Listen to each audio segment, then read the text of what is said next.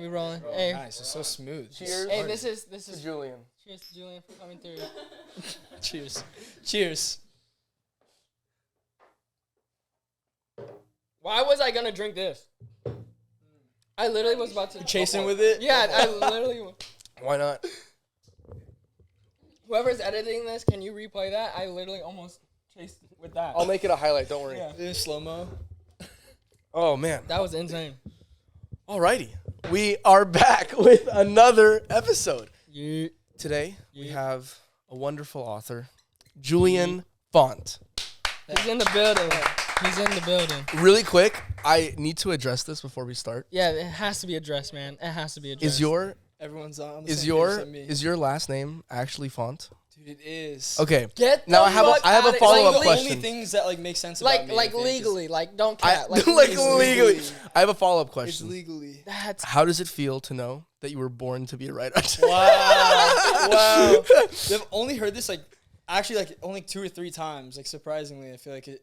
That's been I feel brought like up more to you? people would bring it up, but yeah, they don't. But it's like, yeah, how do you feel being born to write? It's like, I guess I have to. Yeah, I have to now, right? what the fuck? I guess I don't really have a choice. Your ancestors made sure that you'd become an author. yeah, and it's crazy. I had this like revelation recently where like I think I want to name each of my kids after fonts.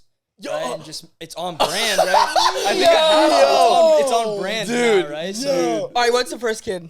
first kid, Arial Black font. Ariel Black. Yeah, so we'll see. It's in the works. First name Times, middle name New Roman Yeah, font. hyphenated. New Roman. Oh, that's funny. That's Helvetica. That's Yeah, so funny. when she gets mad, she's bold. Yeah. When she's drunk, she's italicized. that's insane. It's already written. That's I good. guess. That's good. That's crazy. That's well, good. thanks for coming through, man. Yeah, I really appreciate Yeah, thanks for it. having me. No, definitely. Thank you. We want to address this. One of the first guests to reach out to us personally on the gram. You know, we made an Instagram post. Yeah. If any artists out there want to be on the podcast, come through. We will respond. Yeah, 'Cause please look hit at- us up. The man himself is here, and we went through all your socials, and we're like, yo, this dude seems Sick. Alright, thank you. legit, Yeah. hardworking, and like you do what you got to do, and you know we had to have you on. Yeah, thank you. I came across your guys' profile, and I know like we talked about Sean and Arya. Yeah. And I mean, to anyone watching who would want to be on the show, I'm honored, and I'm sure all the other people That's you've hosted fine. have been honored. And Emmy's quick with the responses. Yeah. Customer service is key, and everyone's killing it. And That's the I'm happy to producer. be here and grateful. So Thanks, thanks. man. Hell yeah, Appreciate it. bro. Yeah. But tell us and everyone else a little bit about you. Okay. Where Julian. did it all start from the very get go? So I'm Julian Font. Now an author. Wasn't always an author. Really? When I was a little kid, I used to write these little like, now I know it's called fan fiction, but like I used to take video games and like movies like Star Wars and stuff and like rewrite the plots Nice. with like myself as like the main character. Yeah. And so I had this like passion for doing that. I'd like stay inside and I'd do that when I wasn't like outside, just running my imagination with friends and stuff. And I had all these journals. And as I got older, like middle school, high school, I like just wanted to fit in. So like the journals were just buried in the closet. Like I like lost sight of it, right? Yeah. Focused on soccer, focused on like being popular and stuff. Got into music, started writing music, and it wasn't until 2020, COVID hit. I went remote at the job I was working at. I was like, music isn't really working out. I'm not seeing like any ROI on like the work I was putting in for music. So I'm in my closet and I come across the journals. I'm like, interesting. I had something going here before. Wow. So I'm gonna revisit it. And so I started writing chapter 1 of my first book. So I started writing chapter 1 of my first book, Night After Night. And then I didn't stop, right? And then like it wasn't until I published, and then when I published, started writing the first chapter, and just it's been like that ever since. That's sick. That's sick. crazy. So when you started making, when did you start making music? Started making music in probably like 7th grade. I like bought a guitar. Oh wow. And started just going at it, playing for the girls over Uvu and AIM. That was like at the time though. Do you remember You Uvu? just unlocked a Dude. memory in my head. Uvu. Wow. Orange O. It was like a huge Wow. thing. I mean, crazy. I know The this- video the chat. video chat. Wow. What's the other one? Omegle. I did Omegle. I was dude, Wow. I was chat the- roulette. chat roulette. That's yeah. crazy. Wow. Yeah. Sorry. Keep going. no, you're You just good. That Totally was- unlocked the memory. Isn't in my that head. that's crazy? Like it was, I think AIM was first, then Uvu. Now Skype is like the Yeah, thing, right? Skype is like huge. Zoom. Yeah. FaceTime and Zoom, Yeah. right? Yeah. But yeah, we used to, dude. I used to. So then, when did you start falling out of music? When COVID hit? Yeah, I'd say like when COVID. It's funny when COVID hit. I really leaned into it because Yeah. I was like, now I have extra time to like pour into my craft. At the time, it was music full time. Like Yeah. that was like, this is gonna be my craft. Yeah. And it's funny because the further I leaned into it, the less right it felt. Right, so it it wasn't was for like- you. Yeah. Huh? It wasn't for you. Exactly. Yeah. Yeah, it was weird like that, and like it reflected. It was one thing for it to reflect in the numbers, but it was like another for me to like. As soon as I picked up the pen and started writing again, it was like, Natural. yeah, it was natural, and it was like not like music. Like when I'd show someone a song, Yeah. I'd be like, here's me, but like there's this part that's off, this part needs to be changed, and all this other stuff. Yeah. When I give someone my writing, no matter what they think of it, it's like, here it is, and it's Confident. finished. Yeah, there's Yeah. a confidence behind it. It's like, all right, this feels right. And music never really felt like that. Felt like I had something to prove with music. With writing, it's kind of like, it'll prove itself as I continue. I Yeah, like yeah, that. The you work know? the work will speak for itself. Exactly. And I you're can only confident in hope. it. You feel good about it. Yeah. And it's saturated, but like not as saturated as music. At least Yeah, not yeah. yet. Yeah. And like, I mean, almost any industry within the arts is super saturated. Yeah. Yeah. Yeah. Oh man, yeah. I'm reminded of that. Every Yeah, now and then. yeah. It's tough. Yeah. That's Yeah. crazy. What was I gonna say? I have it right here. Forgot. Oh, okay. I have been wanting to ask like a writer this for a while. Yeah. So for actors, what we learn really quick is that, or what we're taught really quick is that when you're like, let's say you're in a scene and like your dad just died in the scene, right? And me as Mo, my dad actually has died in real life. Yeah. You shouldn't constantly pull that memory back and relive it because it's unhealthy, right? Is there an equivalent to that for writers? Do you do you? I'm sure you write based off of like experiences that you've had and what you've gone through, but does it ever feel like it's too much? Yeah. It's Or you need to like maybe push away from that for a second? like Yeah. too personal. Like if it gets Not too personal, but Like like dark. yeah, it's like what we're taught is that like it's literally unhealthy for your brain to do that to yourself, to like to keep reminding of to like keep thinking about my dad dying like for a scene. Yeah, you yeah, know, yeah, like yeah. is there an equivalent? Like, do you ever go through something like that, or is there an equivalent like that in your industry? Totally. Yeah, like Yeah. the same way that, and it might not be exactly like what you're saying, but Yeah. like the same way that there's method acting. Yeah, I haven't done research into this, but I do believe that there's method writing. yeah, Like, cause you're putting yourself in like the mind of the character, Right. right? And like with acting, there is flexibility, obviously, right? Right. Cause like there are those actors that are like, I'm the character, but there are other actors that are like, the character is me, Mhm. right? And like you can like push and pull with that. With writing, you kind of take it wherever you want. So it's one of those things where if I'm getting really dark, so if I'm writing a scene that's based on something that happened to me in the past, it's like you said, like it's based on a loss. I counter everything around my writing sessions to be the opposite of that. So like it's happy. I see. Yeah, Right. yeah, So yeah, like yeah. if I'm There's like a positive to it somewhat. yeah, exactly. So if I'm, for instance, like this last book I wrote, Right My Wrongs, is it's a romance. So it's a contemporary romance. And so what I found was the trope or like the storyline is very positive. Mhm. But like I needed this darkness to like be rooted into it. So what Yeah. was around the writing was I was listening to like darker forms of music and like watching like more gritty forms of like cinema and stuff like that. And then it gave me this perfect like balance. Whereas now this book I'm writing is a thriller and it's dark, like very, very dark. And I'm getting into it. So everything around the thriller, everything around my writing sessions is like Upbeat. comedy. Yeah, it's nice, like nice. comedy. That's It's like I fucking need to be hilarious. around friends and stuff because Yeah. like, you know, like very talented method actors who have like lost their lives. Yeah. I mean, to a certain degree, like almost like to the craft, it seems like. Yeah. You don't know what they're going through mentally, right? Yeah. But But yeah, from the I outside. definitely try to be aware of that. Yeah, that's cool. You 'Cause it's a figured out thing. like a little formula for yourself. That Definitely, works. yeah. And I that's hope sick. I hope so. I hope it works. And my recommendation to anyone who watches the dark stuff and reads the dark stuff is like find the balance. Yeah. Because if you internalize this stuff, like you don't know what Yeah. what How you're awakening. how long did you take to like for you to learn that method? Like for you personally, like how long did it take for you to like understand that as a writer? I think that was I have this like really dark scene in my first book, where there are like certain things that are censored or like No, can you're talk good. about No, you're crazy- good. Okay.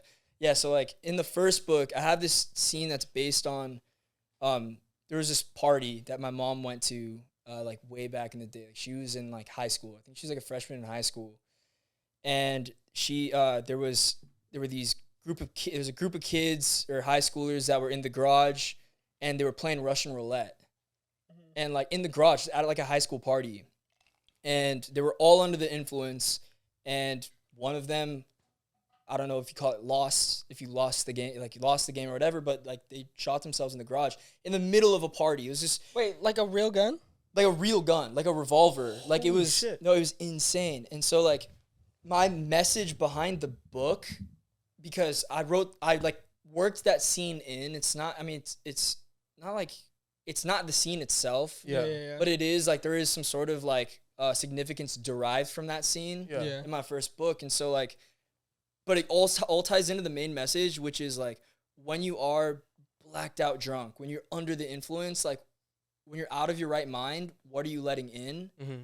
And at what point do you lose the ability to like make decisions like that person did? Would they have made that decision to play if they weren't in the right mind? So I like get into these crazy modes where I write these like really dark scenes, but like I try to find the light in it. Yeah. To like kind of like warn people, if not show them like, hey, like be aware of your surroundings and be aware of like what's going on. Yeah. That's actually like a perfect segue into my next question, which is when you're writing a book, is there something, and it might change, but like within every book, but is there something that you're trying to impart onto the reader? Definitely, yeah. Not like some people ask me, like I have readers who want to write or like aspiring authors who like hit me up being like, how do I finish this book? Or like, how do I turn this idea into like an actual book?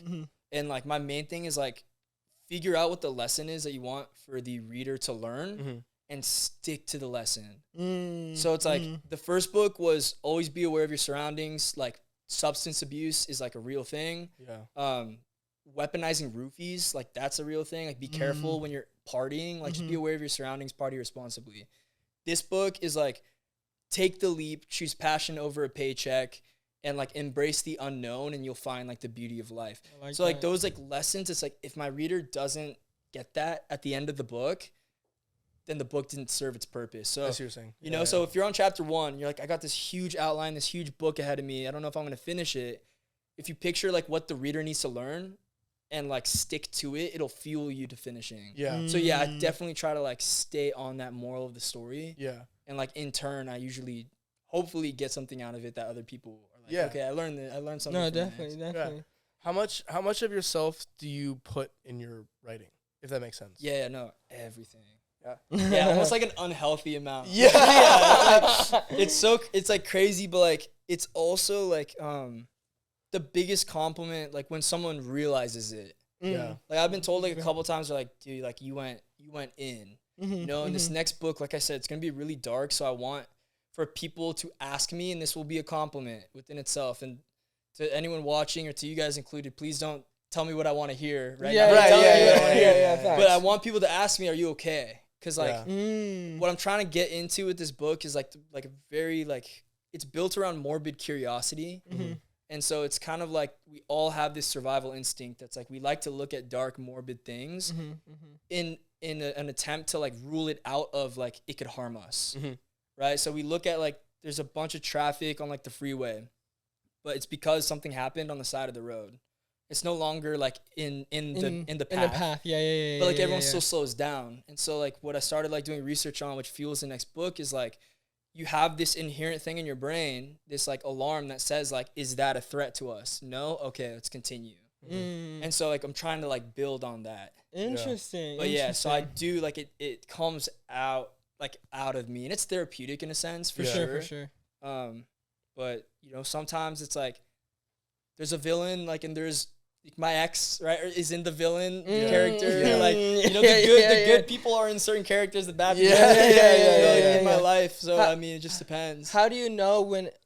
I mean, it's kind of like similar, but like when it is too much and you're feeling like you're putting too much of yourself, what do you do to take a step back? Because I know you asked a question, like how do you control and stuff, but like what is your process of like when you feel like it's being too personal for you, where you're like, okay, this is too personal, I need to say, like, do you stop writing for a few days, or do you like what's your process in that? I usually travel.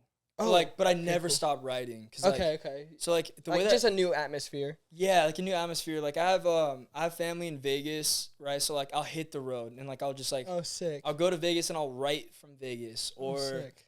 I'll like visit friends in like Miami or like New York or somewhere and just get to change the scenery. Yeah. But everyone's different. But like for me, if I stop writing, I'll lose Momentum. the rhythm. Yeah. We just talked about that last episode. Like when you lose that momentum or that consistency, then it's like the risk. Hard to get back. It's hard to get back where it is. Yeah. So. Yeah, because I mean creativity. This is my belief, but like I think creativity is like a muscle, right? And you have to like keep training it. Yeah. You have to fuel it, right? You have to like sleep like a certain amount of time. Other people operate like differently. Definitely. I met this guy at a coffee shop. You guys ever been to Moon Goat? Yes. In Costa Mesa. Yeah. Oh. Good spot. Yeah. Good spot to work. You know, it's a free advertisement here. Yeah. It's gonna cut a commercial. Moon Goat. Yeah, I met this guy over there, and he's like telling me about his writing process, and he's like he deprives himself of sleep, so he'll go 24 to 48 hours without sleep, and then at the pinnacle of like when he's about to lose his mind, he starts writing. And I was like, wow, like so much respect. Yeah. I know that like I couldn't get to that. I will have to sleep. It's just the way I operate. But everyone's got their mode, and I've learned that, at least for me, what works best for me is writing consistently, and then just like doing exercises here and there to like keep the mind like sharp. So, yeah, definitely. I've learned that. I think I learned that this past year, like working a lot, especially with Ty and traveling, is like, if I don't get at least 6 hours of sleep, like you will not want to be around me. Like, right. Like when we were filming something. Yeah. When we were filming something, it's just I needed sleep, bro. Like I just know I just would not be like fun to be around. And like for my work, I have to like you have to not have a face, but you have to have like a personality to like presence. A presence, you know what I mean? Presence. A positive presence, and I want to be that person like when I'm around like working and stuff. So like I realized I just need that sleep. So kudos to that guy for not like depriving himself. Yeah, literally. I was like, I wanted to read some of his stuff. I was like, what does that create? Yeah, I just need at least 6 hours, bro. Like if I don't get that, I'm just like such a bad person. Oh, I'm the same way. The older I get too, it's like dude. The higher priority sleep becomes. So you were talking. So that's for your next book, right? You're saying the darkest stuff. Yeah. So the last book is way more. Gotcha. So going to like your process and stuff. How do you start your writing sessions? Like, what's the first thing you got to do? Is it, I don't know, eating a banana, fucking wash, like, Dude, do, like what's your question? Yeah, like what's your process? Yeah. Like because when you first start a book. Yeah. No, it depends. Oh, if I start the book, that's always the best part, dude. The best part is like, it's the idea. So like, it's funny because the dark one that I'm working on right now, the thriller, I was on my way home from church. Popped into my head. It's the most random thing. It's usually on the way home or in the shower that I get the idea. Shower guy right here. There's a shower guy right shower here. guy.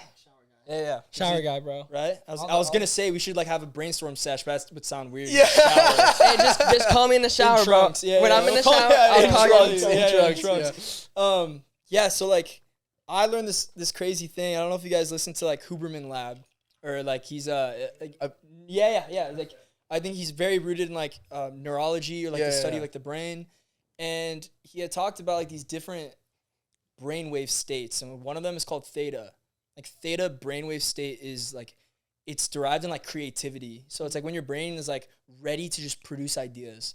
And so you get put in a brainwave state like theta multiple times a day, but people don't realize it. So they miss out on the opportunity to come up with ideas. Whoa. So one of the times is in the shower, Okay.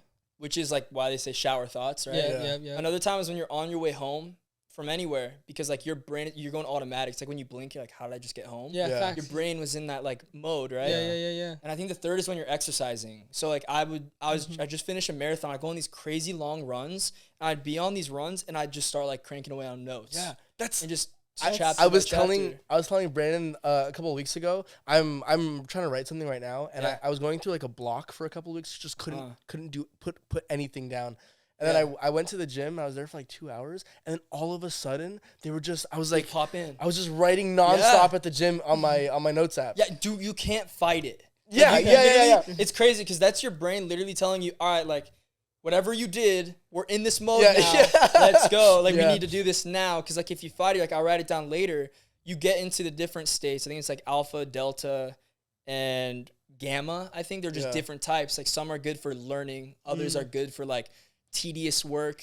But, like, if you lose theta, right, you miss out on that golden opportunity. So, like, Interesting. yeah, so usually when I first start writing a book, it's a shower thought or something like that. It's like, Yeah.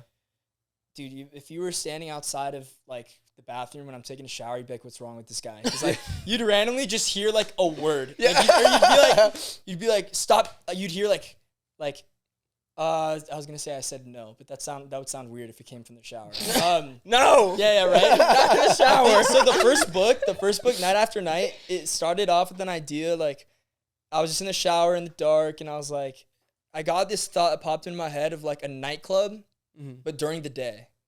And so like what you see is like this like almost like paradox. So it's like, dude, nightclubs, successful ones are glamorous, right? Yeah. Crazy lights, beautiful people, bottles, like illuminated, all this different stuff. But during the day, stains, like puddles of just like gross stuff on the ground. Like you have like the maintenance vacuums, it's loud. You just see all the imperfections. I was like, this is a crazy like idea.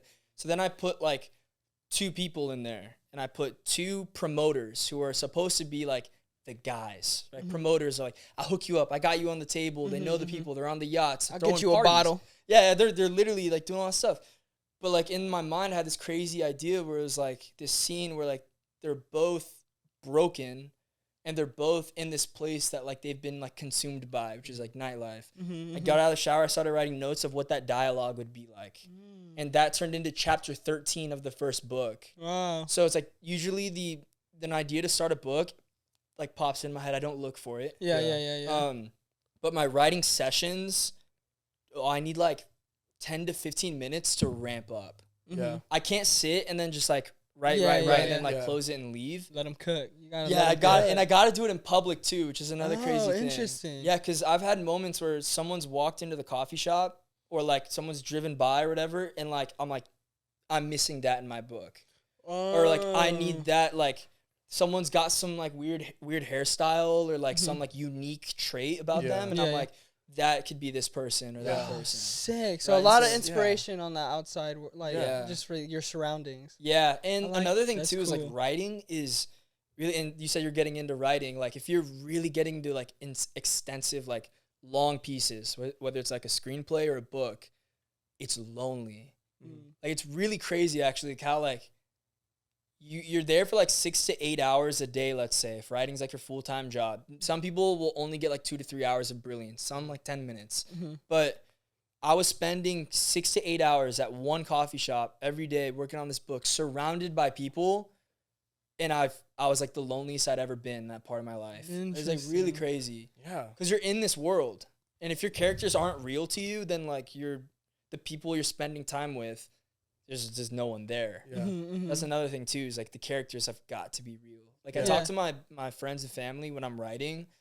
I talk to them as if like my characters actually exist. Oh, that's And it helps I was formulate. gonna say Yeah. it sounds very like screen or like some like a writer for movies or a Yeah, screenwriter. totally. Like Yeah. definitely like it has to. Yeah. The character like is like really with the actors too. Like Yeah. I remember- Honestly. Yeah. Like I remember like listening to Dave Bautista with like Drax. He's like Drax is such a big part of him, like him personally. So it's cool. Like, and we said this before. We never had a writer like an author who wrote books. So it's cool to hear that perspective. Yeah, Totally. thanks. Actually, I wanted to be a screenwriter. Like I do want to write screenplays. Yeah, yeah. what's funny is like 2020. I'm like I started writing Night After Night as a screenplay because like I always had this passion for like wanting to get into acting and stuff. And so I was like, so my parents are very opposite. I'm going into different. I'm supposed to be the author. I'm telling a story. I'm going all over the place. No, I was gonna ask you anyway. I mean, if you're going into your parents and stuff, I don't know if this is where you're going, but I was like, how did you like? Where did the writing come from? Is it from your parents? From your like? How did writing this creative juice come from? Yeah. So my dad's very like black and white. He's very like business oriented. Mm-hmm. Okay. And so I think that's where like my outlines of my novels like and being very meticulous with what happens. Okay. Yeah.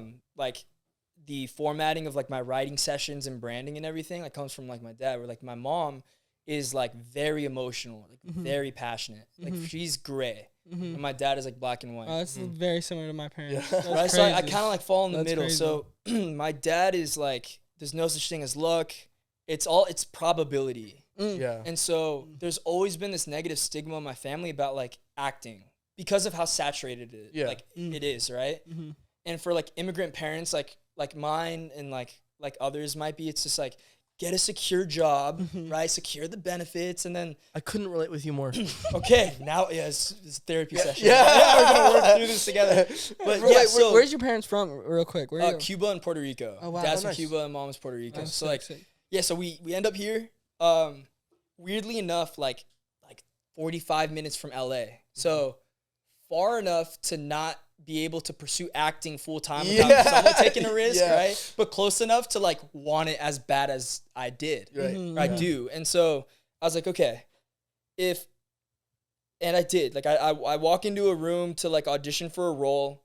Everyone around me acts better than me and looks better than me. And I'm like, dude, how am I gonna get this role? There's no like, I'm not built for this. Like I can't like there's a very low probability with my lack of experience that I land this.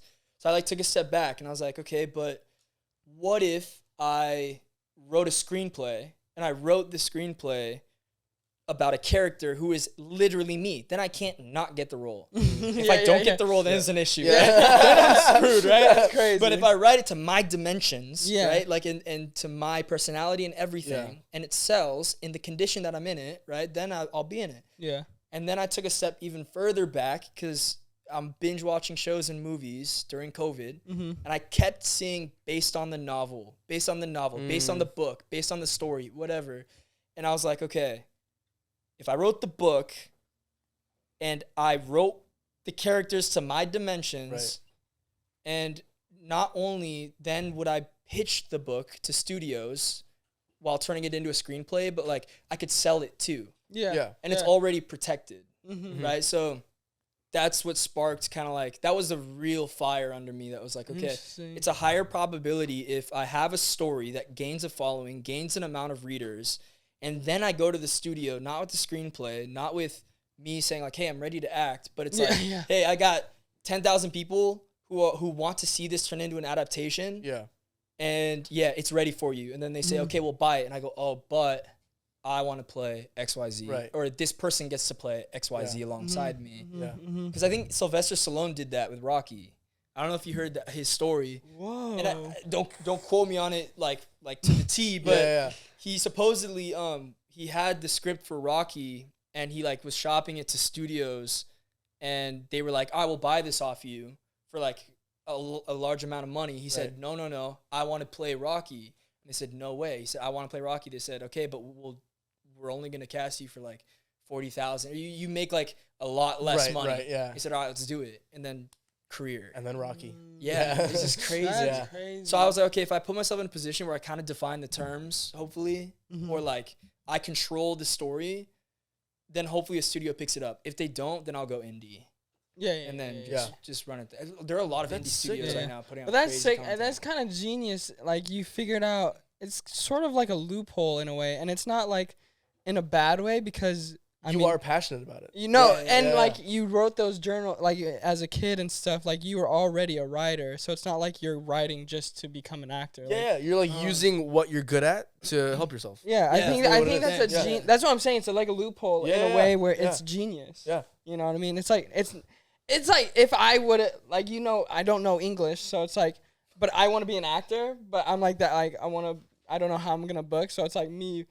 Oh, I'm gonna write a book, but I don't know how to write. Right, You exactly. know what I Yeah, mean? yeah, But it's yeah, genius. yeah. Like, Thank you. I think people need to find like, I think that's a good example of like if there's different paths to figure out into what you want to do. Yeah. I mean, it's similar like like right now with the podcast is like I'm not a full dancer anymore, but it's still like I'm still connected to it because Yeah. I'm bringing on these people, you know. Totally. I think Yeah. people who are watching and listening, but like people need to figure out if there's one way that's not working out right now, there has to be another way. Totally. If you're passionate about it. Totally. I was like, I think for me, like the biggest thing, like the biggest theme was like, who did I want to be before the world told me what I needed to be? Mm-hmm. So like, all right, before people were like, hey, you're fast, you should play soccer. And I was like, okay, I'll play soccer, right? Mm-hmm. And like, hey, you sang well at the bonfire, you should be a singer, right? Before anyone told me to like do something, I was in my room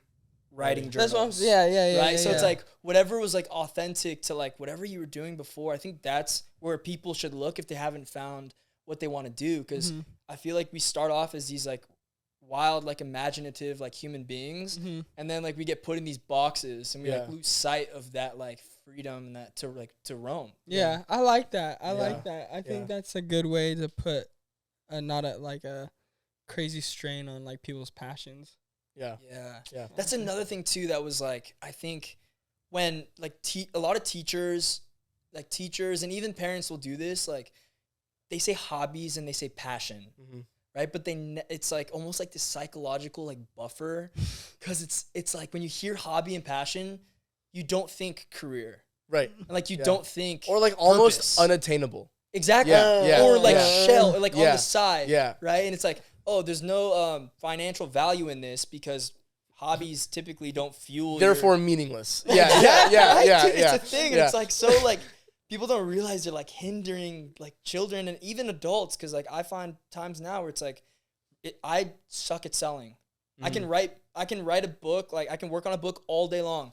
If you ask me to pitch you my book, I'm gonna be like, and then the thing. It's like really tough. But like I think a part of that comes from this, it's a passion, right? If someone said, dude, it's a career, then I'm like, oh, well, then I gotta sell this to make money. Yeah, you have it's a career. to. Yeah, without it, you have to. Yeah, it's like what we learned in FTV, like when we went to our art school, is for movies like the elevator pitch.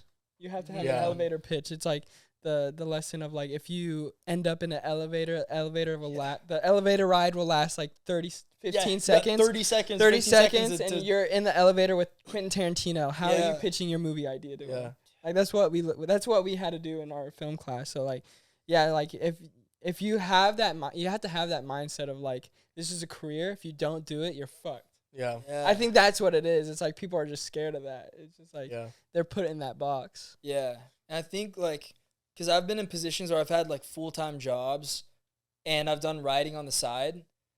And then I start to not like the job so much that I start pouring into writing more, right, to get out of the job. But then I've also been like, which I am, like full-time writer. And then like you get challenged with like, it's like I have all this time to write. I need to have this drive. You start looking for the drive, that fuel, because you're not getting it the same way. Like I hate my job, so I want to write full-time. Right. Now it's like you're writing full-time. Yeah. And it's like God's like, I gave it to you now. Like you're gonna write all yeah. day, or you're gonna mess around. Like you're just gonna like do whatever. Yeah. So how do you deal with like writer's block? Dude, I have a very unpopular opinion on writer's block. Oh, let's do it. Let's twist the pot. Okay, this is gonna be like, let's stir the pot. So I don't think that there is a writer's block. I just think like, because I'll still like address it as writer's block. Right. It's gonna be one of those weird things where I quote it. It's like, I don't think this thing is writer's block, and then I keep talking about writer's block. That's so funny.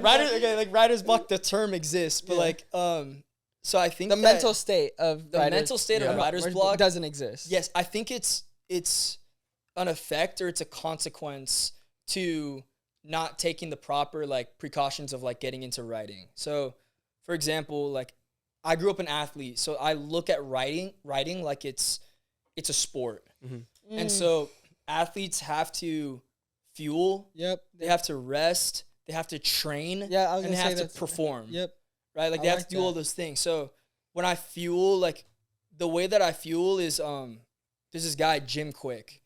I don't know if you heard of him. He's like a YouTube influencer, same neurology, like big on the mind. Interesting. And he has videos where he breaks down brain boosting foods, blueberries, turmeric tea, salmon, broccoli, like greens. They're like different types of foods that actually like they lower like brain inflammation. They increase brain processing. Holy shit. So I make sure that I have those foods on hand. It's for any creative. Like you'll start to notice that like you wake up more alert or like you feel lighter. Like you problem solve a little quicker. Yeah, so like yeah. I fuel right. I try to rest. So like I don't take like off days with writing, but like my rest days are like I try to sleep at least 6 hours, like you said. When I train, I write 1 hour minimum a day. Like I have to anything. If I like, it's usually a part of the book, but if people are like, oh, I'm not feeling it today, personally, I think it's like you haven't conditioned your mind to like freaking just like work through it. Push it, to like really push it, because if I haven't written in 3 months, I'm not gonna have much to throw down. Because the muscle hasn't been worked. And if we go back to your analogy of being like say a football player, like for practice and like doing weights or like pushing the body, the things, like if they're tired, the coaches and you have to push it no matter what. It's just like it's a breaking point. It's a breaking point. You have to push to your limit no matter what. And it's just easy for creatives to like push back and say nah because it's not physically draining. And we can just have that excuse of just like. And a lot of the time you're by yourself. Yeah, by yourself, and you're just like, I'll do it tomorrow. But like if we look at it as like a sport person, it's like they have to. And people, they separate them, right? They're like, you're either into sports or you're into romance reading or literature, right? It's like, no, but like they're rooted in the same thing, right? And it's like, it's endurance, it's stamina. I like it's that, like, there's negativity and working through it, like getting out of it. Like, dude, I mean, so like I said, like when I ran this marathon recently, I learned something crazy about myself. And it's that like, the way I operate is not like I need everyday gratification. But, like, I do this thing where I get in modes where, like, I go through the valley, and then there's, like, a huge spike with, it feels like reward. So, and then I go back into the valley. And so writing books is like that. You don't get gratification every day. Like, not at all, because it's like you can't share the book until it's done. Someone's going to steal it, right? Or something's going to, how you're going to spoil the ending, right? So I'm like, I go into these modes where I go, like, hopefully 6 to 8 months, most authors a year or two. Try to crank it out in 6 to 8 months, and then I'm on top of the world for a month or two, like promoting the book. Everyone's reading it, like, I love it, and like sharing it and this and that. And then I'm back in the valley. And then boom, I'm up again and then down. But I think it's like that for a lot of creatives. I was just gonna say another thing that's like super just any artistic field, like it's very like volatile, like that sense. But yeah, going back to that, it's just for writer's block. I just think like with those like proper precautions, like proper like training and way of looking at it, if you're taking care of your mind, then you're like your mind is gonna take care of your writing. Right. And so like typically it's like if someone's got writer's block, like, or they're feeling like they can't put pen to paper, it's like, dude, just throw anything down. Like, even if it's journaling. So like some of my best work comes from like at the end of the day dumping everything on a page. It's like you're writing something that can inspire like your book, and you're exercising that muscle, your storytelling. Write your journal in third person. Write it in first person and like see how that impacts your writing. That's a really good point. I don't think I've ever heard a person that's going through writer's block be like, I just wrote something else. Like, I just wrote not what I'm trying to write. I wrote in a journal. Dude, the brains are like, our brains are so powerful. Like, there's always something going on. Right? Everyone, like, for everyone, like, everyone always complains about it too. Like, it's always stuck in my head. I hate being stuck in my head. It's like, okay, your mind wants to go somewhere, so like, then let it. Exactly. I feel that. Yeah, that's why you don't want to outline all the time. Right. You know, because like you should kind of like just let it happen. I feel like that's too something I was learning throughout these last few years is that's also like emotions, like as a human too, is like now I have this like didn't have any friends, right? Like super like that, but now like we have this like core group. It's like if someone is feeling down or someone's feeling a certain way, even for me too, it's like you have to let it out. So like you have to talk to a friend. Like I think it's anything.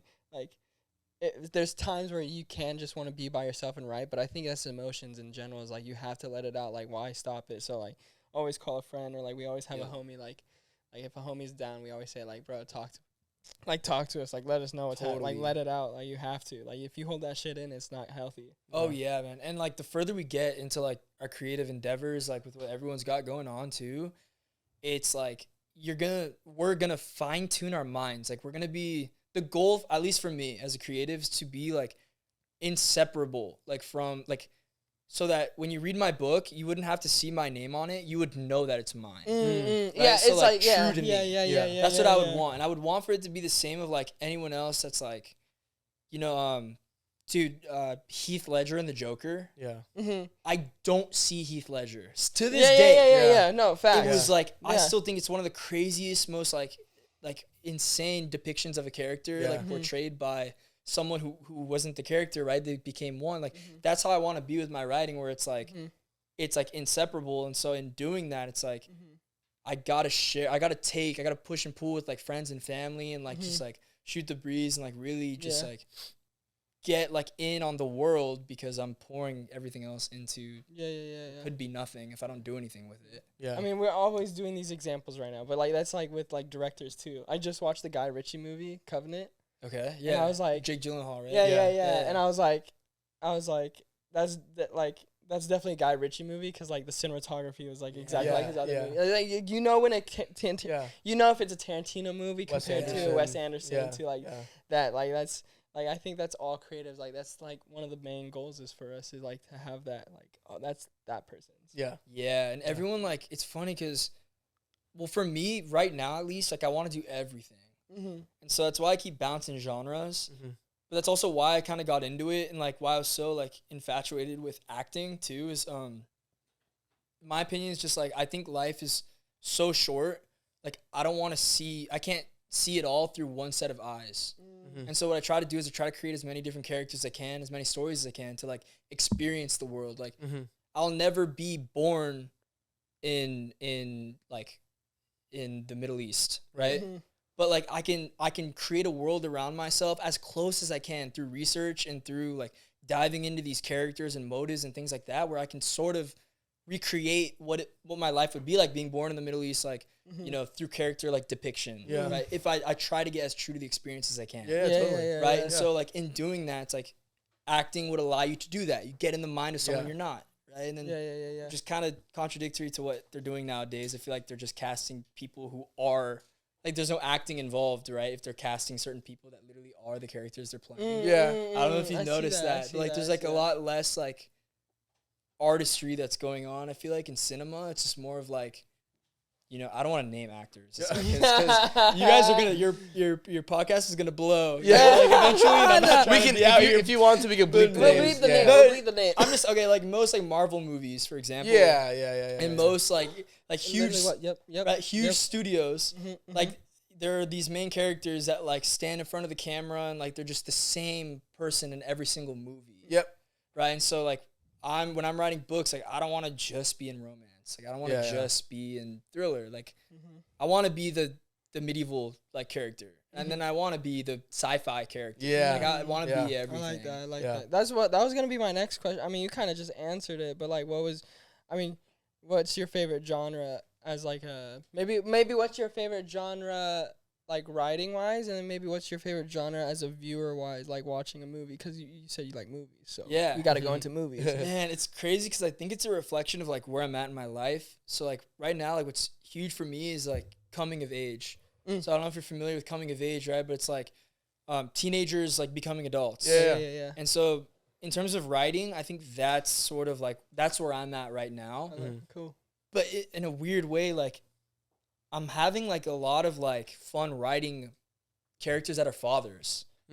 Like, it's just like really interesting because in this new book I'm writing from, it's a dual POV. So I don't know if you're familiar with that, but it's like you rotate between chapter 1's a guy, chapter 2's a girl. I like that. And you rotate, right? So I got to be the girl and I got to be the guy. And so I'm writing as a girl, I'm writing as the guy, and this guy's a dad. He's a 37-year-old dad. So like, that's kind of like where now I'm there. It's not a coming of age, it's a thriller. And what I like, dude, is these like timeless themes. So like mortality versus immortality, good versus evil. Like it applies across the board. Yeah. And you don't really get a lot of that with contemporary romance. I try to weave it in there. Yeah. But like contemporary romance is very it's just focused on the relationship. Yeah. Very. Right. And so like fantasy. yeah, I like high stakes. Mhm. Yeah. Like I like freaking. I'm trying to think of like a movie where it's like I love like Troy, like those old movies. Yeah. You're just seeing like the gods and the humans like going at it, and just Yeah. like what happens when you die. It's about leaving a legacy, like the Gladiator movies. Like I geek out on all that. Yeah. Yeah. You know, even Star Wars, like all that stuff. Amen. I love that stuff. But Nice. yeah, so I'd say writing right now is coming of age. It's turning into thriller just because I'm in that world. Yeah. And then we'll see after that. But I might get back into romance. As far as movies go, I love it all. Yeah. Yeah. It's hard for thing, movies. like, It's yeah. hard for movies. It is tough. My favorite of all time though, like is the old school Karate Kid, Oh wow. which is Nice. random. But it's the Nice. first one Yeah. that Yeah. came Yeah. out Yeah. Yeah. that Cobra Kai is based on. Yeah. Like Mhm. that one was like my deal. But because I related to Daniel as a kid, like, it's who I wanted to be. I was doing karate. Like Oh really? yeah, that was like That's sick. so. I think that just like had an imprint on me. Yeah. Gotcha. What was one book you read that like is always like on top of your list that like left a mark on you? Yeah, that's a good question. There's this. It's called The Outsiders. So they made a Sounds- V. Wait, Yeah. yeah. They We made read it in school actually. We read it at Pioneer. Like Yeah. yes, Yeah, we literally, literally yes. had to Yeah, read wow. it. That's Yeah. crazy. We went to the same middle school. Yeah, we went Yeah. to so Pioneer in Tustin. Thanks. Yeah. we went to yeah. So it's funny because like I was the worst student, and you put me in class now. Like I am still the worst student. Oh yeah, throughout. are you kidding me? Yeah, absolutely. Put me in a chair I'm gone. Yeah, Yeah. like there's no way. Like someone's like talking to me, and it's like they haven't done what they're talking about doing and all that Yeah. stuff. Like Amen. I don't get it, right? And then so Amen. yeah, and so but this book, The Outsiders, is like just about this group of boys, and like they're conflicted and they're like broken in their ways, and like they find like a brotherhood, and it's a rival gang, and like they're just navigating life. And I remember being in 7th grade, and I was like, dude, this Spark Notes. I didn't read it. Right? Yeah, hell But yeah. I remember reading the Hell Spark yeah, Notes. Spark I remember reading Notes, the that Spark shit. Notes, and I was like, Hell yeah. I would love this book. And I was like, I I love would this love- story. And then I ended up reading it like later in life, like, Yeah. 3 or 4 years ago. Uh-huh. And I was like, this is sick. And I actually, the first book I wrote, that like style is similar to that. So like there are rival gangs and like the clubs, and through the promoters, and like there's some like corruption and stuff. But yeah, so I would say like The Outsiders has a place for me, like for nostalgia. There's this book called Song of Achilles, which is based on Troy. Have you heard of it or read it? Or Fucking love that book. did you read the book? Yes, I read the prequel one too.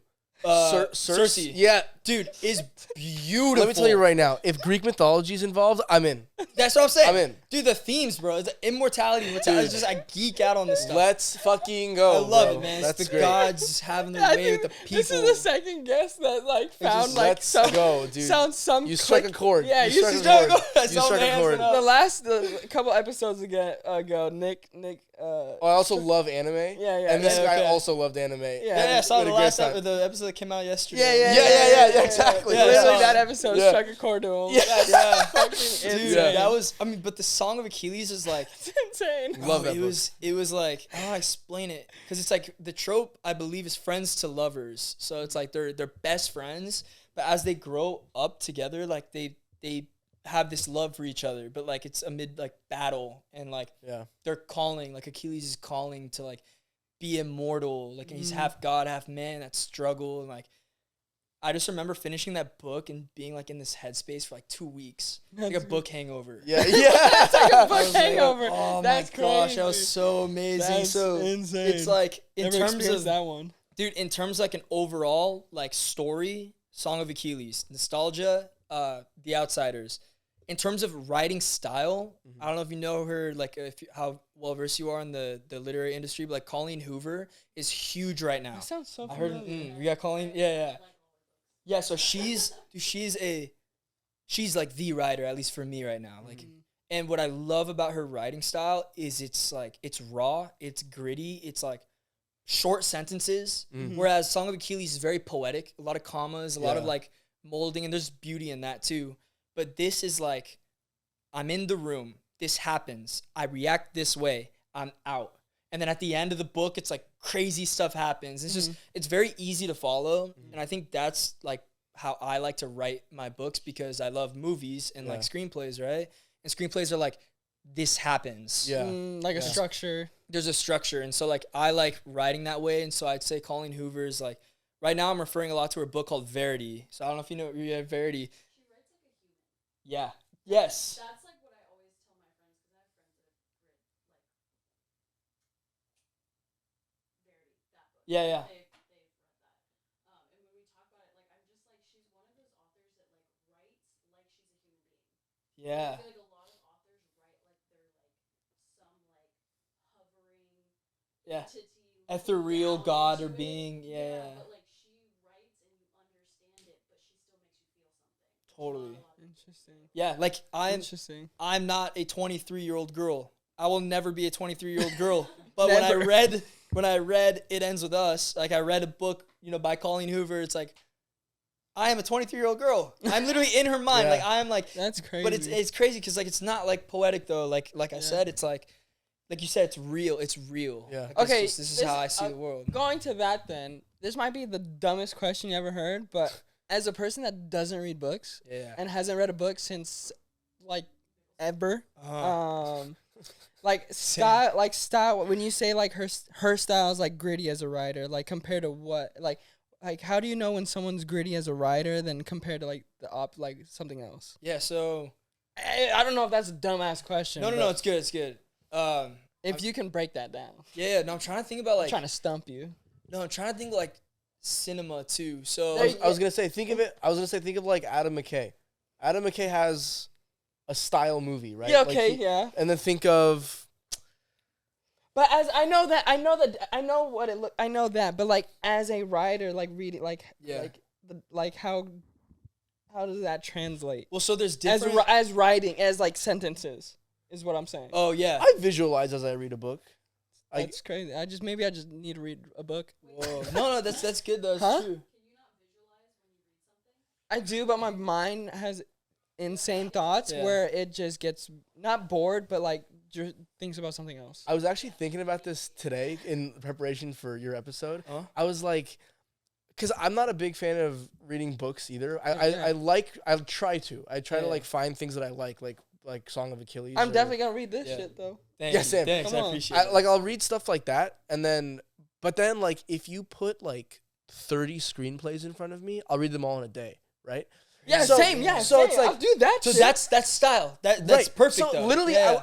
I had this thought. I was Yeah. like, if you like put like this book yeah. just in a script form, Screenplay. Yeah. I would read it like right now. Like it's Okay. like tricking myself. That's almost. insane. No, Yeah. that's great because like that's like, so that's exactly it. There's what's the way to put it? There's like, you got bullets, you got prose, Yes. like, right? You got like the way a story is told. Okay. Once upon a time, right? Okay. So yeah, like you got yeah. like different ways of looking at it like that. Then you got like screenplay where it's like just freaking depicted action versus dialogue. Yeah. Right? What is Yeah. it? Use the format, Yeah. right? Exactly. So like there's a different format. So there's a genre for you. Okay. And like there's a genre like for screenplay writing. Like believe it or not, like there are books that are written as screenplays. So like Yeah. so for instance, this book is a dual POV. So it goes, so it's a dual POV. So you go chapter 1 guy, chapter 2 girl. Right? So It's like this book, right? You said it's this book. Okay. I won't give like a crazy amount like away, but like Yeah. No spoilers. No spoilers. let them read it. Let them right? buy the book. right, but like there's a point where like they meet, Okay. but like you're the guy when Okay. they meet. Mhm. But then the next chapter when they hang out again, you're the Go girl. back to That's the sick. Right? Yeah. So some people I like like that. some readers only read dual POV. Some Yeah. writers only write dual POV. Okay. Because like they like that back and forth. Yeah. Like Okay. and I have a part there's a call them like spicy scenes. Like there's an intimate Yeah. scene, right? Yeah. Spicy. And they go a couple of rounds, but like I challenged myself and I divided the rounds as like you're the guy and then you're the girl. Mm. So it's like, but like readers love that. I know it sounds random. It sounds weird, right? Because like I gonna be talked the- earlier about how you got to do the research. Like Julian, how'd you do this? Research? Yeah. But yeah, so like it's that's the style. And so Okay. for this, I try to incorporate different elements. So the first book had flashbacks. Mm-hmm. So you're reading the story and night after night, and something happens that triggers him into like going to the past and having a flashback to what you see in the movie. This one has songs. So like this one I was like tapping into music. So like they write like an 8-song album, and I wrote each song, and they're in the book, and like at the back of the book there's a QR code that like takes you to the character's Spotify. Whoa. And then like so it's a different element, right? So Yeah. that's a different style. She did playlists. Yeah. Yeah. She has a Spotify playlist. Wait, so there's a Yeah. spot. One of her specific books. There are songs within the book. Exactly. I think those Because the reminders of characters him. make an album. Oh, there it is. Yeah. So what I did was I took the main character, Aaron Gratis, and he creates the album. He's an aspiring rock star, and so he has his own Spotify. And so I wrote, recorded, and like produced the music. Yeah. Oh, And so shit. So instead of sequels, I'll have him continue to like tell the story through music. That's so sick. That's Thanks. fucking So sick. gas. Thanks. Yeah. And then yeah, so like the new book, for example, so that's this book. The new book has script. So it's about like a TV show. That's like, it's a thriller Yeah. about a TV show, right? And it's like morbid curiosity, and like it's gonna switch to when the TV show's aired, it switches format to script, to screenwriting. and, Whoa, like, that's to lit. screenplay. So like super sick. so yeah, so I would recommend like, yeah, when you find your genre, Okay. you won't see words anymore. So like the Song of Okay. Achilles, I'm on the beach in the book. Mm-hmm. I don't like see the chapter. Yeah, Does yeah, that make yeah, sense? Like, yeah. Okay. And what, dude, the best is having dreams about things on the book. I I don't know if you got to that point. I've done that where- before, but it was also like that happened to me with Game of Thrones. Yeah. But it's because I was watching and reading it, so maybe that Okay. had to do with You it. got but- every angle yeah, of it. Yeah, just yeah. sandwiched, dude. That's Yeah. insane. Well, It's crazy. I just need to read a book. Yeah. I just fucking No, man, you'll find the right one, and then Okay. I think like I read like the self-help books because your boy is depressed. But I got one. yeah, for you. hey, I mean, there's beauty in that. yeah, but like especially- I haven't read like a storytelling book like this like since middle school, I think. Yeah. Yeah. And like high school, I did like the Spark Notes. So- Yeah, right. Yeah. A lot of people get turned off because like they see fiction or like they see romance and stuff and don't think that it applies, but like you can learn so much. Yeah, through, for sure, like, for sure. Because it all comes down to like themes, tropes, symbols, Mm-hmm. and it's like Star Wars. Like, yeah, they're Jedi. Yeah, they're in the middle of like the galaxy and like in space, but But deep Dude, down, dude, Anakin and The Padme, tropes. Yeah. they were yeah. in love, so in love Yeah. that like he turns against like Yeah. everything he believed Darth in. Vader is not a bad guy. Yeah. He's Yeah, just done. dude. He's just done some bad Set, things. set aside, He's just done. Speculation. set he's aside just- the mass genocide Yeah, and the yeah. Order 66 was a fake. Yeah, Yeah, yeah, he's yeah, just it was a done, fad. He's Yeah. just done some bad things, guys. Like deep down, he's a good He's just guy. lost. conflicted. He's He's just lost. Yeah. He's a lost guy that's done Yeah. really terrible. Well, in the things. new show, they separated him, right? It was Yeah. like Vader, Yeah. and then Yeah. he said like, "I am what remains." Yeah. Yeah. You know, which is He's that like, was pretty crazy. I'm not Anakin. Or Anakin's gone. Annie's Yeah, gone. that was insane. Yeah. Wait, go for it. Okay. Going into this book real quick, and we'll go into probably movie questions, right? You were gonna ask. It wasn't a movie question, but all good. Oh, okay, cool. Okay. I thought we were on the same page. Yeah. This time we weren't on the same page. What was the most challenging part of writing this book? Oh man. What's the most challenging part of writing this book, and then what's the most challenging part of writing in general for you? Yeah, I think that's a good question. For this book, the most challenging part was like I put myself in a box when I was like, I want to write a romance. So like when I was like, okay, if I write a romance, it has to be about a love story just between like two people. I'm like, dude, not that guys aren't like romantic, but Yeah. like the content I would usually see on the day to day, and like I'm going out and I'm playing sports, I'm like doing all this rant, I'm at the gym, like there's not a lot of romance that like I Yeah. really dive into, Yeah, right? it So I'm happens, like, yeah. I gotta pull this from somewhere. And so I get halfway through the book and I was like not having these characters. I was like not about it. I'm like, I don't really care about them. Like I don't really care about what's going on. So then I took a step back, and what I did was I separated them. I got like a bulletin board like in my room, like all that stuff, like pin everything up, like have like my characters and like traits and stuff. And I heightened the stakes for each of them. So I was like, all right, he now has a drug problem.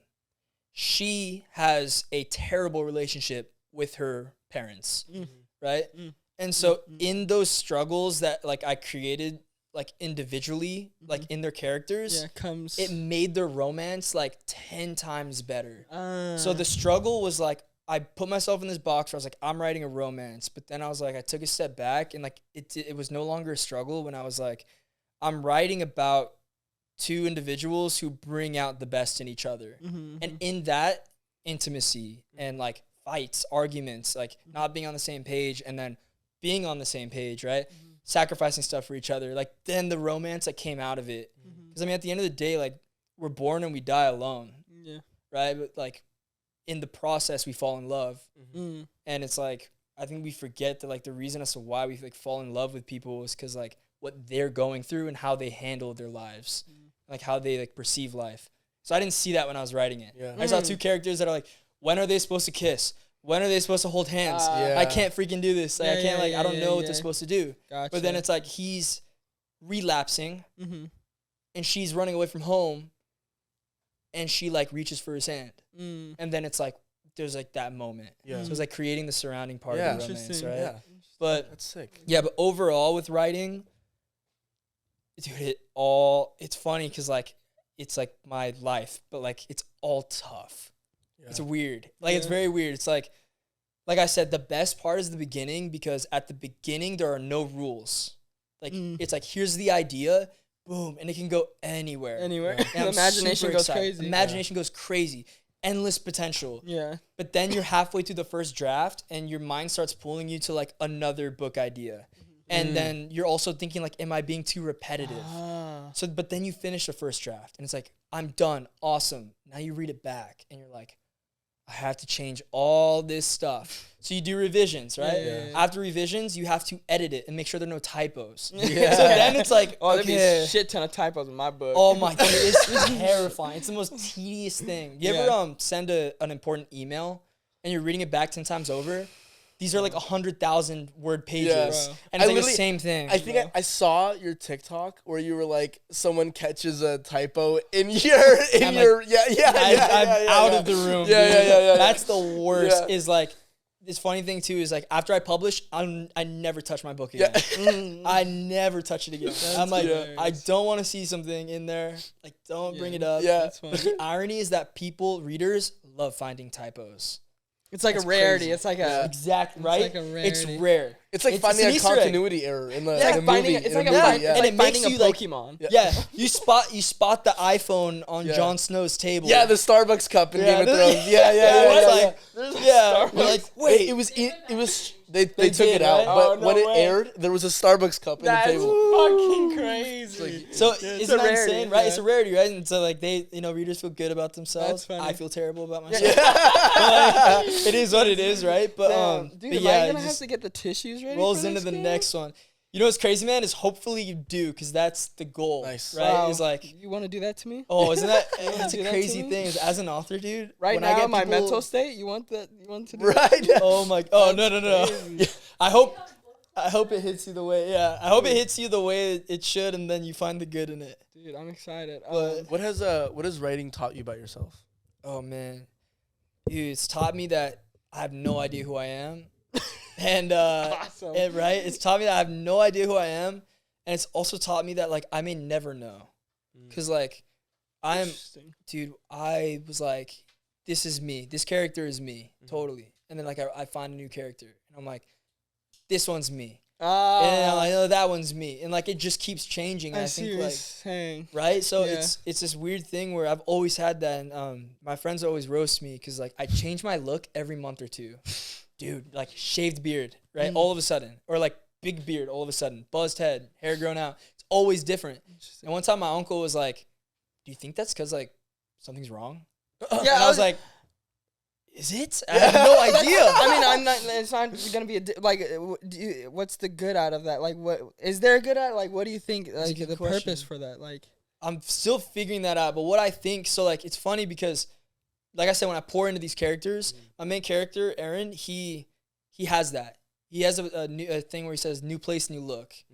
And like he's constantly moving from one spot to another, avoiding responsibility, avoiding attachments. And every time he goes somewhere new, he like changes his look in some way.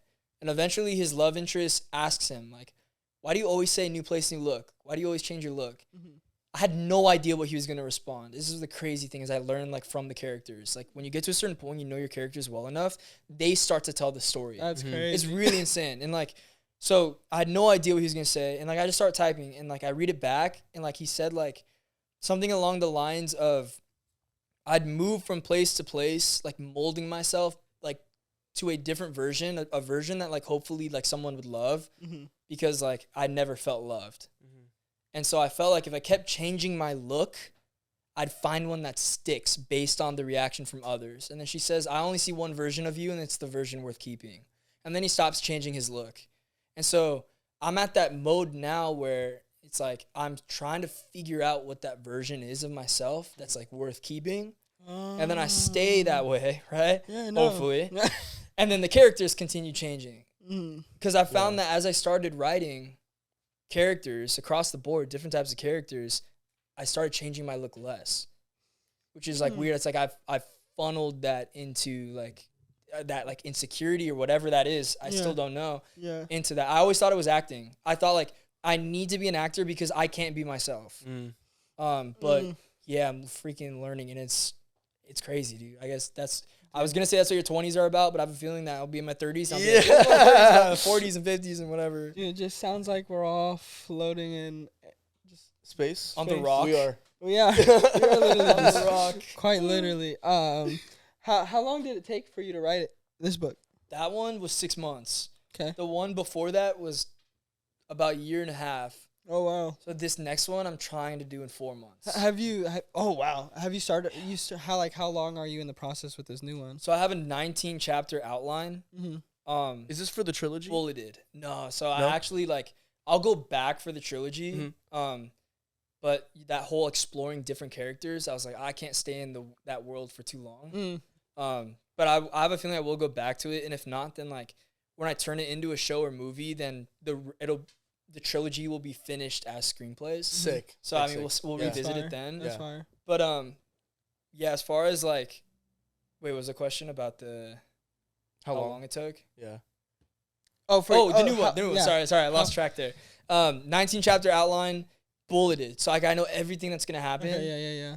I'm trying to crank out 2 chapters a week, so hopefully I have it done in about 6 or 7 weeks.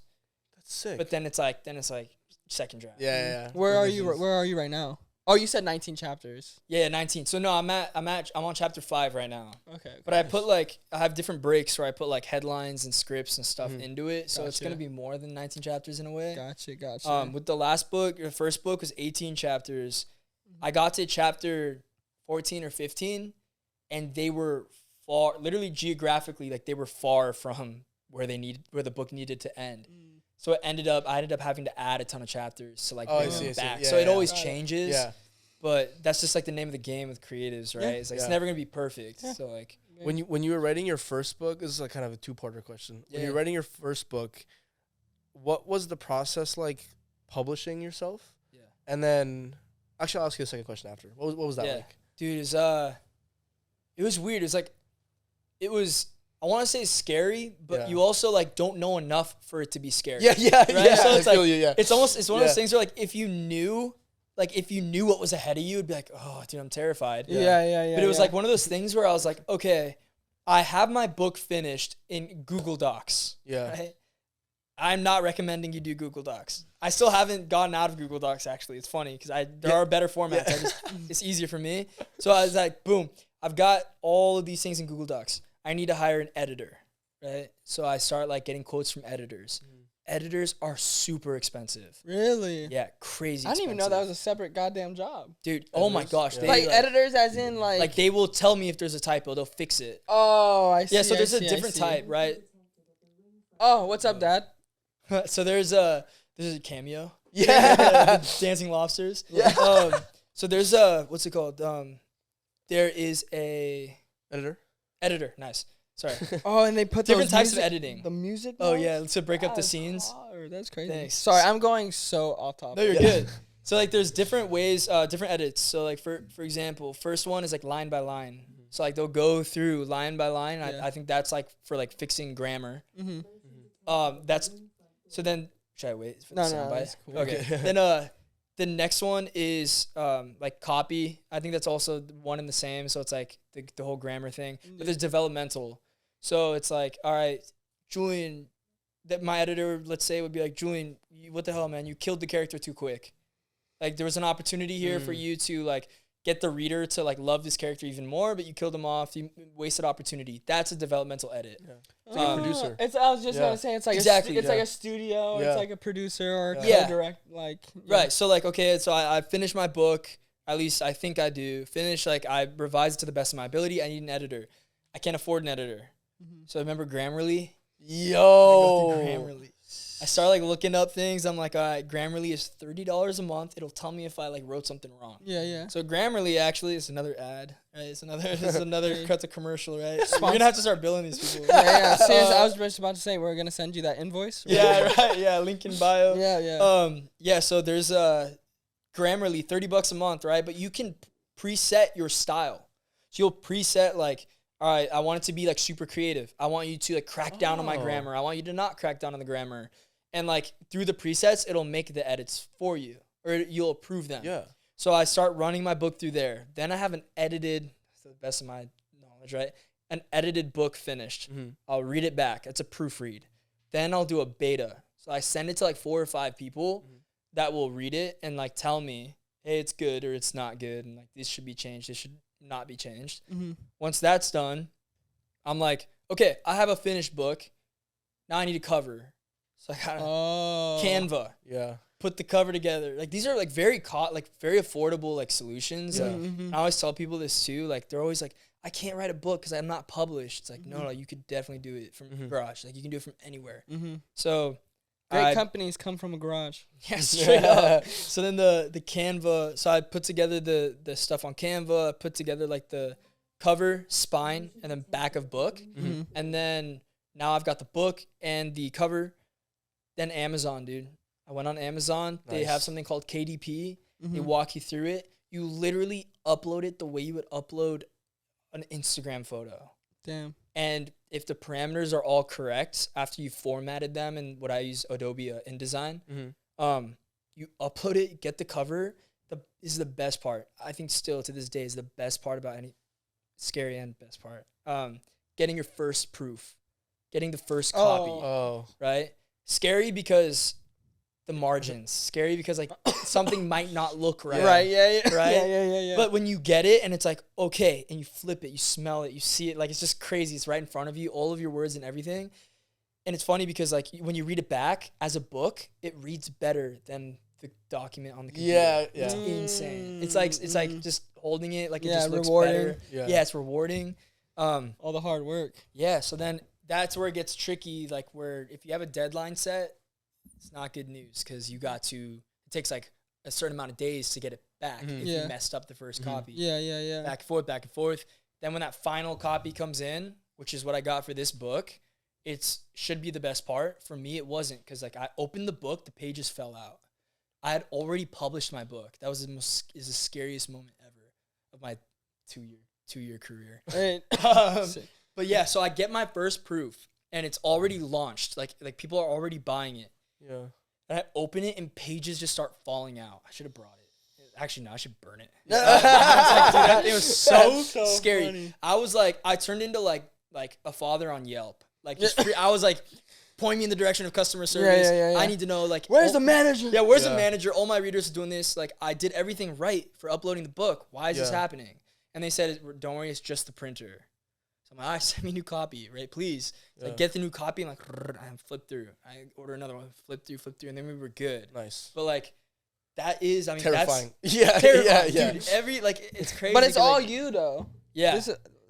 No, exactly. No, yeah. Like y'all should have no excuse if you're just. It's so true. If your excuse is just can't do this, can't do that, self-publish. And that's what I tell people. And honestly, man, Yes. in a perfect world, this is gonna sound crazy and like it might bite me in the butt for publishers who might watch this eventually, but the goal is to do it on my own, the same way that like man with TikTok and Instagram, YouTube, and all these things, all the sources we have dude, now, musicians don't need to be signed by a label. Amen, bro. Like even studios nowadays, like look at what you guys are doing. Like you guys don't need to rent a facility. Like you don't have to like you know, you don't need like all this crazy, you got crazy awesome equipment. Like, you know what I mean? In the sense like you're not going to get screwed over by someone. Like you're in complete control. Yeah, exactly. And that's the like you said, we don't want to be put in a box. So yeah. I mean, and your royalties are yours, right? Like no one's taking your deal. Yeah. That's why I always I tell people too, like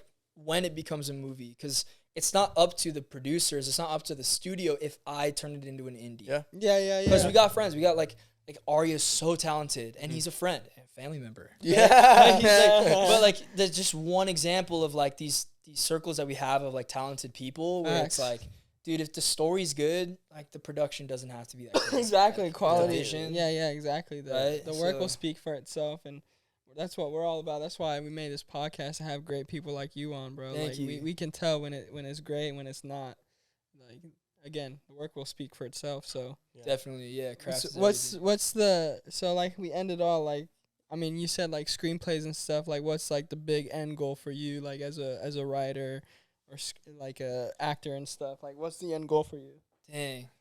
I think, man, it was a habit. Brain is like Dylan, if you want it that Yeah, bad, go for it, man. my brain is just on crazy mode right now. Man, for the end goal, what's crazy is like I don't like have an end goal, I'd say. Which is like it's nice and it's not, right? Because like sometimes when you have like an end goal, it's kind of like, all right, cool, like you have that sense of fulfillment. Yeah. Maybe not an end goal, but like what Next steps. the next steps, or maybe like where do you see yourself in like the next like 3, 4, 5 years? Definitely. I have a scope when I first started writing like the first book, and it was I create that trilogy, and then but within the trilogy, so I did first book Night After Night, then this book Right My Wrongs, then I was gonna jump into the sequel for Night After Night called The Morning After, and then I was going to do this book I'm working on now, so I swapped them, and then 2 other books. And so what I was gonna do, my plan as of right now is when I finish that scope, I'm gonna do a round of essentially like studio / like screenplay writing shopping. Like I'm gonna send it out, pitch it with the reader numbers I have now. Definitely. And then while that's out there, that first round, I'm going to like continue with like the second phase. So like you like season 2 or season 3, right? Yeah. You have like some sort of like vision or like tradition or something for that. Yeah. It's like, all right, phase 2 of what I'm writing will have like these types of characters and fusions of genres, but I'm waiting / looking for the movie adaptation. And so I won't take a deal like if I'm not in it, right?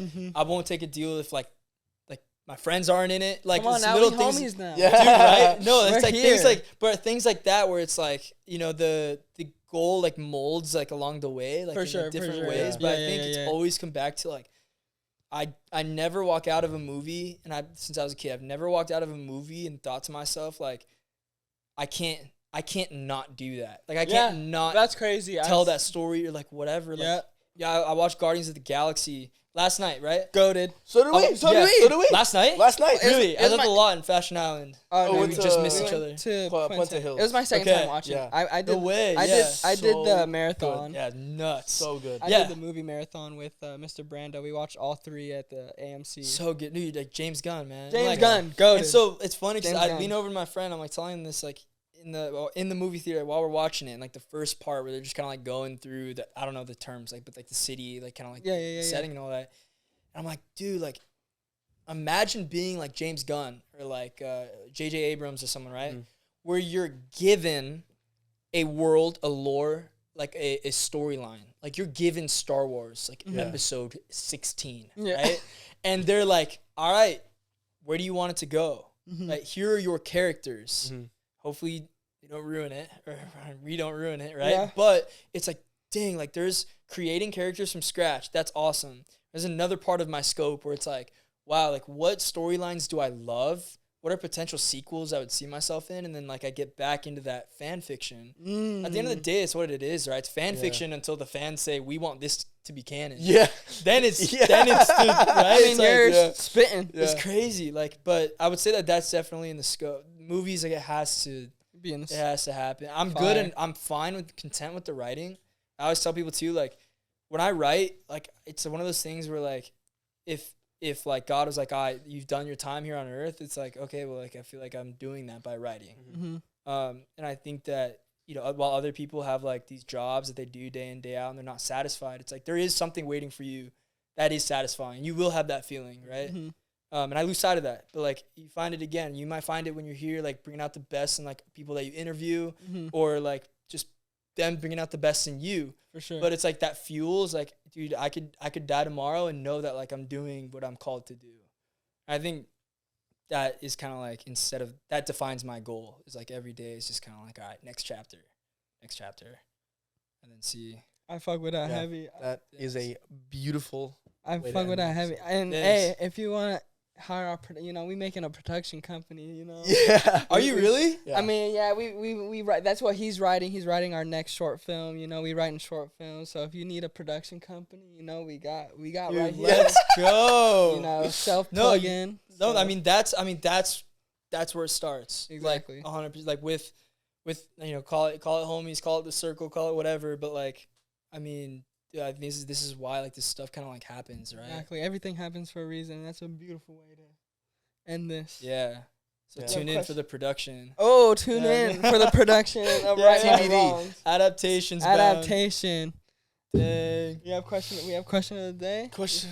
Oh, I'll do the Wait, one. there's a question of the day? Every guest we have question of the day. Yeah, to end the episode on, we ask like a funny question or a serious question, but some sort of like, usually it's a would you rather. I'll do the one that I did for for Nick, but for writing. Is there a genre of writing that you like strongly dislike? Whoa. Yeah, we don't say the word hate in here. Hate's a strong word, so we. That's a good habit. Yeah, and a good question. Wait, okay. It's a two-parter. That's the first part of the question. Yeah. That's the first part of the question. A genre that I hate to, you say hate to write or hate to read? Write or read, honestly. Either. Yeah. Actually, no, let's do right. Not hate. Yeah, dislike. Is there a genre that I dislike? There you go. Writing, I like writing. that. Yeah, we're Writing. taking out the hate, right? Yeah. Let's see. Okay, genre that I dislike. Like you're like I would like to avoid writing. Okay, this. that's good. Yeah. I would like to avoid writing. Like, I don't want to say like contemporary romance, but like, there's like surface level contemporary rom-coms. I think. Okay, there we go. I don't think that I can write rom-coms. Yeah, okay, because I just go dark. Okay. Like, way too quick. Okay, so the question is, would you rather only write rom-coms Oh man. or not write? Or not write. Like you have the inability to write. Wow. Yeah, we've done this with with With dancers. the we've done dancer, this, like what's his least favorite style and like. and then Yeah. would you rather only dance to that or not dance? So I think I love writing so much that I would find a way. I would put myself through. Yeah. Okay. I'd put myself through trying to make a reader laugh, right? As Yeah, opposed to like the Not doing darker it. feelings. Yeah. As opposed to not doing it at all. there. Yeah, it's like a fix. Yeah. There we go. I need the fix. Yeah, It's yeah. something I It's dislike. the vice. There it is. Totally. There it is. There it You is. heard it here first. Well, thank you again for coming. Thank you for on, coming, Julian. bro. Thank you Seriously. for having me. Thanks for Thank reaching you. out, bro. Like Yeah. I hope it's a test. I mean, I hope we were good with you. Oh, bro, you it was a know? no-brainer. Oh, And yes. if I have anything in the sign-off that I could say is just like, yeah, just took good care of me today. You guys have taken Appreciate good care you, of me, dog. and Thanks, bro. I appreciate like being here, and I appreciate you guys having me. Oh, for sure. Yeah, And we thank you for opening up too, because we literally just met like an hour ago. So Yeah. Absolutely. thanks for opening up. Hey, you made it Vibing. easy. It takes two, so yeah, thank Fuck you. yeah, bro. But for people that are listening on Spotify, Apple Music, where can they find you? If you're watching, it's right there. Right here. For people that are listening, where can they find you? Yeah, no, I'm on TikTok. I'm on Instagram. Primarily, I'm on YouTube too. At julianfont.author. You can find my books Night After Night and Right My Wrongs on Amazon. It's on Kindle Unlimited, and you can get a paperback copy. And on Spotify, Aaron Gratis, EREN space GRATIS. That is the name of the main character. He's dropping music, And so that's kind of my spiel. And if you're just too lazy to listen sometimes, the link is in the bio. So Yeah. the link is there. So Zero excuses. Zero excuses. Other than that, thank you for listening. Thanks for watching again. Dropping. We haven't missed a Monday except one. Due to technical difficulties. But with that being said, like we come in nonstop with some bangers. And once again, since you love me and Dylan so much, like, subscribe, drop a comment. There you have it. And we'll see you on the goddamn next episode. Peace out. Fire. Fuck yeah, bro. Thank you. Sick, man. Thank you.